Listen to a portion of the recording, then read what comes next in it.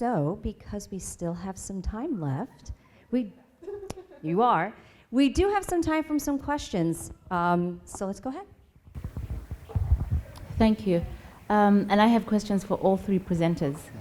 I think I'll start with the first group that presented around issues of mindfulness and awareness.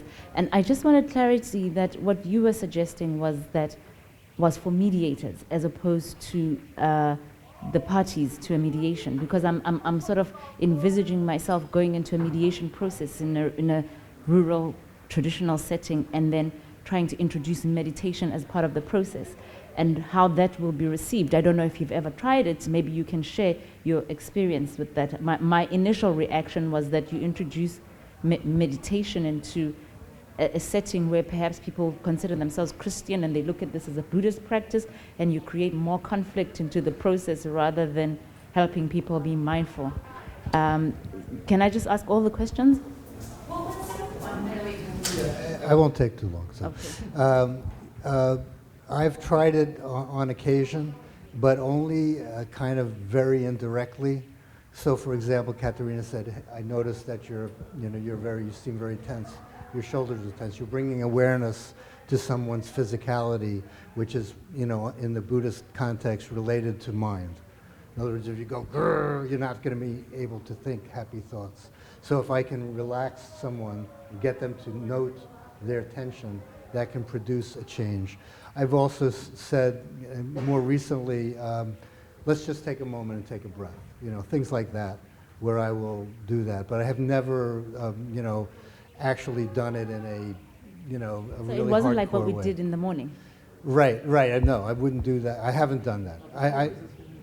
It's been initially for mediators, but we believe that in communities that are trained in this way, and we're looking into doing that in those communities we can then introduce a bit of meditation into the mediation if the parties are amenable to it.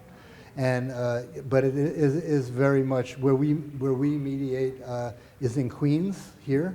And there's about 135 different ethnic groups here with, and so it's really a great laboratory for seeing how people from different ethnic and cultural and religious groups can deal with each other.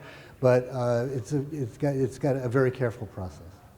Yeah, and to also answer your first question, we were talking primarily about mediators, because we are mediators, and bringing that awareness as mediators in the room is like, again, starting from the individual.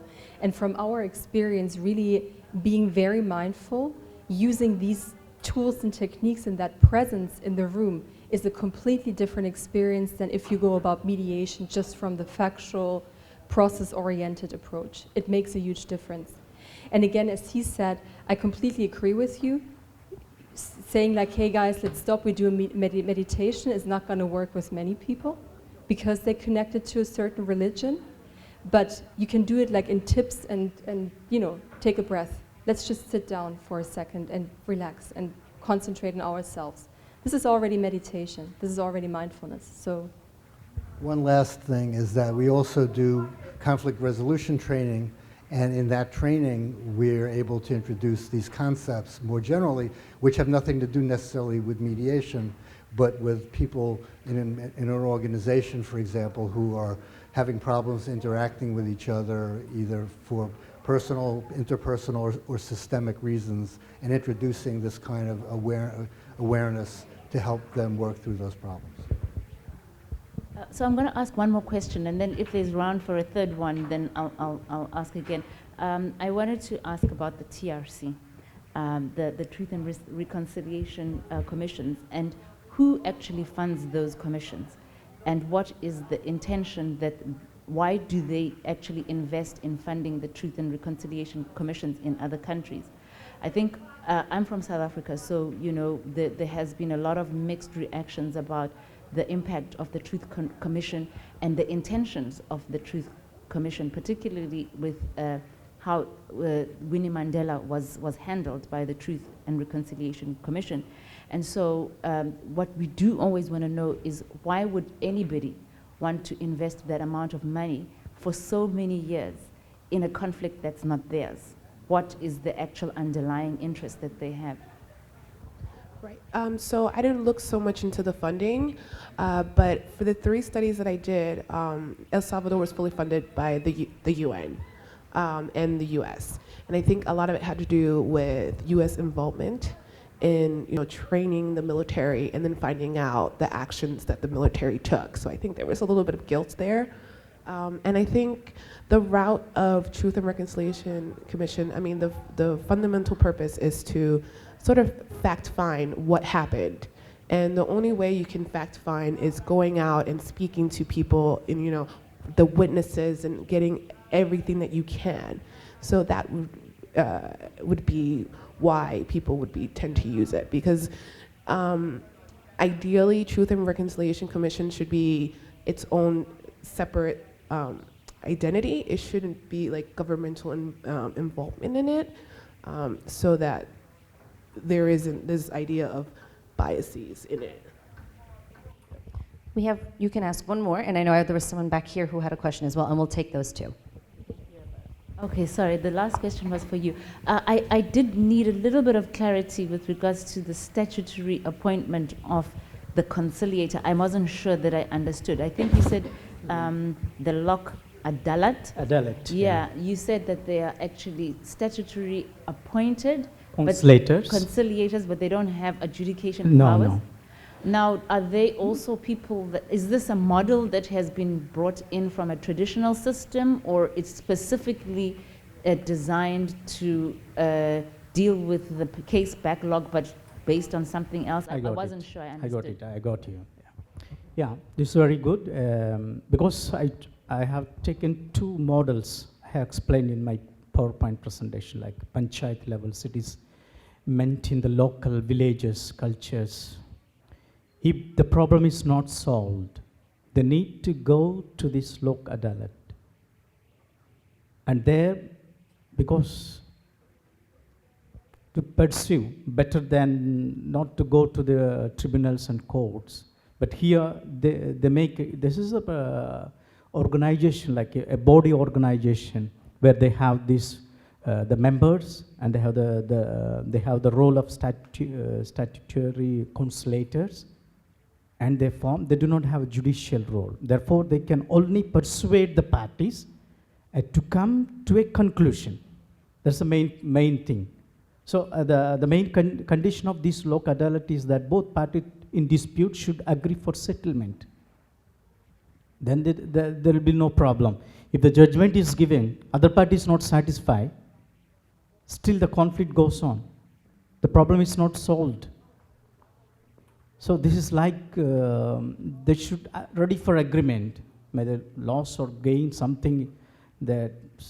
So this is the way, and right from the beginning, 1981, first time in the state of Gujarat, it is implemented, successfully done, and till now. And many people are following this one instead of going to tribunals and courts, instead of wasting their money, time, energy, and everything. So this is a very good thing that you study. That's why I preferred. I cannot explain because lack of time. I could have given more explanation, but other parts I concentrated. Go to the Google and search for this concept. That really, really interesting and helpful for many countries or many cultures. Thank you. Thank you. And our final question. So I have a question for the 2 last presentations. I've had several Indian students over the years, and I can't remember the exact name, but they had mentioned that there is a traditional Indian approach similar to some of the ones we've been hearing about over the last couple of days of elders. It was really hard to Google it because apparently the same word has meant something different since the state has been established. But I'm curious again, you might have just touched upon it and I might have missed it, but the relationship between Lok Adalat and like totally traditional methods of conflict resolution where elders of the village will intercede, that wasn't clear to me. And adding to that, there's been a bit written about ADR in India and Lord Krishna and other Hindu roots. Is there any relationship of or grounding of Lok Adalat in Hindi tradition? No, it's irrespective of any caste, religion, or culture, that one, no? So this is mainly based on just to solve the problems, people's problem. And not, we cannot say that influence of Hindu is in this forum, but rather it's to help the people to solve the problems. And yeah, the majority of the people, those who are the body members, will be from all the religions, not only particular religion, from all the religions they form. Because a problem rises in a culture, in a village, or anywhere. It passes through panchayat and go to Lok Adalat, and they sit together. There they consider the issue irrespective of caste, culture, creed, or religion. Of course, if the influence of any particular religion is there or caste system is there, the issue is not being solved. Still continues. I hope I answered you. Yeah, thank you. And just one last question about the TRCs. There are like over 30 of them, right, that have happened over the last 40 years. Why those 3? I chose these 3 because they happened in different geographic location. You have Central America, you have Africa, and then you have a Western country, Canada, doing Truth and Reconciliation Commissions. They also have different time periods, and they kind of overlap too, but they all tackling different issues. El Salvador, it was an attack on indigenous population. It was just, unfortunately, civilians caught in the crossfire. South Africa, you had, a minority population that was in charge of the government. And then in the instances of Canada, you have the government that's now, that was tackling a indigenous population. So I was looking at commissions that sort of also occurred in different time periods as well. So El Salvador was early 90s. South Africa happened in sort of the late 90s, early 200s, the commissions itself, that when it ran. And then Canada is the most recent ones. So I was trying to see how they've changed over time as well. Well, everyone, thank you very much to our panelists. Let's give them a round of applause.